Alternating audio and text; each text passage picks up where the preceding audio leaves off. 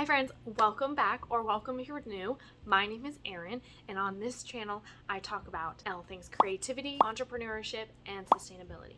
Let's get right into the video. Today I wanted to talk about all things finance. If you saw my last video, that is the one goal I have for 2023, finance or money. I have many things I want to accomplish this year without the expectation that I'm going to achieve them all. I just have things I want to try, all in the category of finance. I have debt I want to pay off. I have savings challenges I want to try. I have no spend or tracking of my money. That's what I really want to focus on this year, along with other things. I want to take you through that today and show you exactly what I've done and what I'm doing for 2023. If you like this sort of video, under the category of entrepreneurship and finance, make sure you hit that subscribe button and the like button if you enjoyed this video. I can't remember exactly where I saw this on the interwebs, but I heard from some finance guru that you need to separate your income, your monthly income, into 3 categories. Into needs, which are rent, gas, utilities, phone bill, that kind of thing. And you need to then separate the remaining 2 little pie slices into wants and savings. Wants are entertainment, alcohol if you drink it, food, going out, that sort of thing that you really want to do. And then savings is exactly what it sounds like. Retirement, emergency fund, any other savings funds that you have, or savings challenges. So I tried to separate my monthly earnings into those 3 categories with the percentage, and I don't stick to it exactly, but I now have the idea that it's supposed to be this dollar amount. I haven't completely stuck to it, but it is kind of like a goal on the back burner to stick to it. In my earlier 20s, I did not have a handle on these goals. Each of these categories were so blown out of proportion, and I had no idea what was going on with my money. And I'm so glad I do now. I'm not rich, I don't have a lot in savings, but now I know where my money is going. What I've really tried to focus on this past year, 2022, is to minimize my wants category. That was way out of control, and I needed to rein it in, and I needed to know exactly what I was spending where. So I created a no spend calendar. I saw another YouTuber, I'll put the channel right here. She's all about decluttering and recovering from her hoarding disorder, but she also, in part of that, is doing no spend challenges, which inspired me to make my own digitally on Canva. And I, this past year, from March until December, wrote down every single thing that I bought. And it took me those 9 months to figure out my biggest pain point was food. I was buying more food than groceries. Groceries is under that needs category, but I was buying to-go food whenever I was slightly hungry, or I just didn't have the effort to cook and I'm on my way home, or I leave the house purposely just to go get takeout food. So that needed to be reined in 100%. And I can say in December and now in January, I'm trying super hard not to spend anything on that extra food category. I haven't been successful in it yet, but I mean, it's taken me 9 months to just figure out that food is my kryptonite. Now it's gonna take me a little bit of time to cut it back, but I will say with success so far in January, I've only gone out for food twice. I mean, we're almost all the way through January, so I think that's a win, right? At the end of the year, I took my no spend calendar from March until December and I put it into an Excel document. I wrote down each month and I separated it into categories. So I have the category of food, which is my weakness, and then I also have a miscellaneous category, which is my second weakness. From there, I have needs, that big category of rent, car payment, utilities, all the fun stuff. And then after that, I have a category of debt that I've paid off in that month, which was, I think, successful. I minimized 1 pocket of debt last year, which was great. It was my wisdom teeth. And then I have my income, and then there's equation, which I put it in Excel so it could give me that equation easily if I changed anything. It gave me that equation of income versus expenses at the end. Was I in the red because I used my credit card, or was I in the green? But obviously there was some things to work on.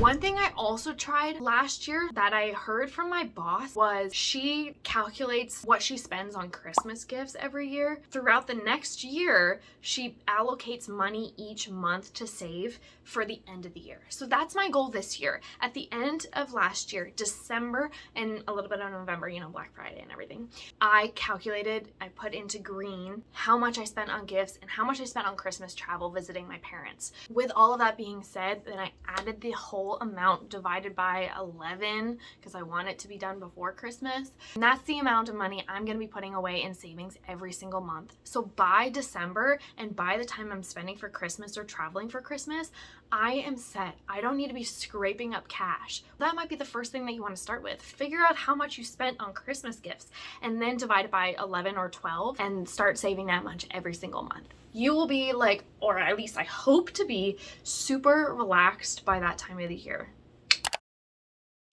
Something I started in 2022 was savings challenges. I was really interested in doing cash stuffing, but then my husband was like, it's not really safe to keep cash at home. And I agreed with him, but I want to do savings challenges and not pull out money from my bank account that goes towards bills, towards needs. This is more of like the savings category, that 20%. I started some savings challenges last year and it wasn't completely successful. I had to keep taking money out of those savings challenges, which was disappointing, and I don't want to do that this year. So that's a goal that I have, is to keep the money in the savings challenges and also to track my savings challenges. I have about 5. I know, 5, but I am not attaching myself to the expectation that I'm going to complete them all or that I'm even going to do them every week. They're kind of like when everything is divided at the end of my monthly paycheck or my bi-weekly paycheck, that's the money that I have left over that will go towards one of them per week. Each of the 5 challenges has different amounts that I could put in. So if I have more money left over within the month, then I can pick a bigger savings challenge. I have my bank savings account that I title, or I have 11 of them actually. I know. I'm a little neurotic, but they're each titled a different thing, like gifts, vacation, self-care, those things. Then I have cash stuffing envelopes that I got from a YouTuber. I'll pop up their channel right here. You can buy them on Etsy. I have those, which range from $5 envelopes, 10, 20, and 50. Each week I can decide which envelope I want to stuff. So if I only have $5 left over, fine, that's totally fine. Or if I have 50 and I'm saving on other stuff, I can put $50 into one of those envelopes and that's great, right? And then I have 2 savings challenges that are like $1,000 category, like they have an end goal. There's one I created that's 2K in 100 weeks.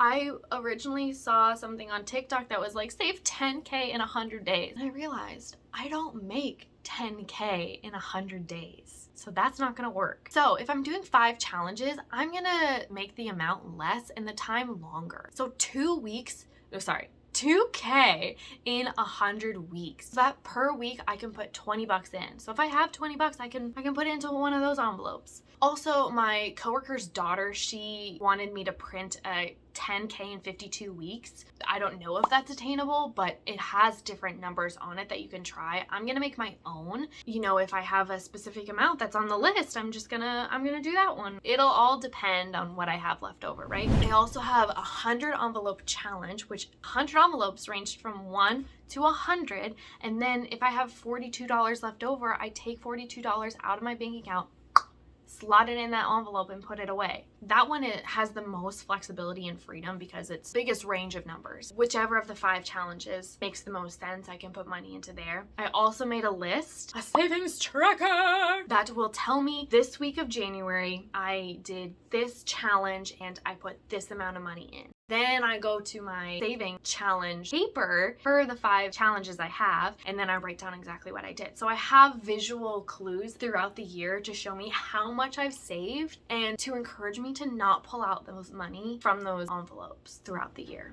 I think that's gonna help a lot because I am a visual person and I want to remember how much I've saved throughout all of these challenges. Again, I'm not attaching myself to the expectation that I'm gonna get all of these done or I'm even gonna do all of them perfectly every week. week. I just want options. If I can't do one thing, I don't want to feel unsuccessful by not doing it. So I gave myself 5 options with various amounts of money so I can feel successful. I can get one of them done. You know what I mean?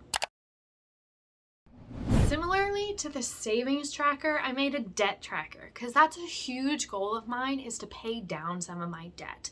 Not to pay it off this year because I have a car loan, but to put money towards my debt and to track where I'm putting it and how much, and to see visually the amounts go down every month. Last year, I would just spend like way too much money trying to pay off my debt because the numbers were so big, it was so scary, and I would pay it at random times. I wouldn't miss my deadline. It would just be in the middle of the month. Then that money was gone, and then I couldn't pay for gas or groceries sometimes, so then I had to use my credit card.